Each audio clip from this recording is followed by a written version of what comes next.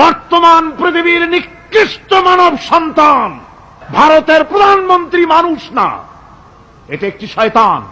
পৃথিবীর ইতিহাসকে কলঙ্কিত করেছে। আজ পর্যন্ত পৃথিবীতে কোথাও মসজিদ ভাঙা হয়েছে এর কোন ইতিহাস নয়। আর ভারতের বেয়াদব সরকার দিল্লিতে, মিরাটে, কলকাতায়, বোম্বে, মাদ্রাস, গোটা ভারতে সাম্প্রদায়িক দাঙ্গা দিয়ে ডুবিয়ে ফেলেছে। মুসলমানেরা আজকে তার সেখানে এতিম অবস্থায় পড়ে আছে। একটা সরকার এই দৃশ্য দেখতে পারে? মানুষের কোনো মর্যাদা তোমার কাছে নাই।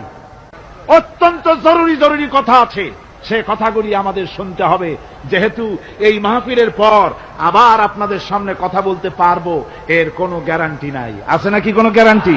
নাই। সুতরাং বসতে হবে, কেউ দাঁড়াবে না। টেলিভিশনের ভিতরে নাটকের মাধ্যমে ইসলামকে অসম্মান করা হচ্ছে, মুসলমানদের দাড়িকে অসম্মানিত করা হচ্ছে, টুপিকে অসম্মানিত করা হচ্ছে।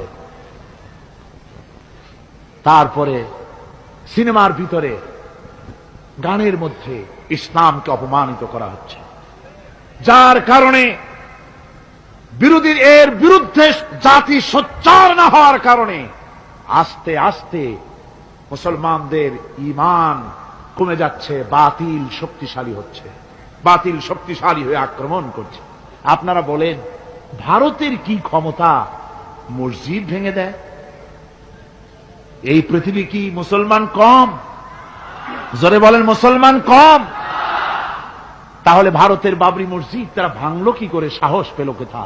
সাহস পেয়েছে আমরা আমাদের ঐক্য বিনষ্ট করেছি, আমাদের ঐক্য ভেঙে ফেলেছি। আমরা একজন আর একজনকে গালি দেই।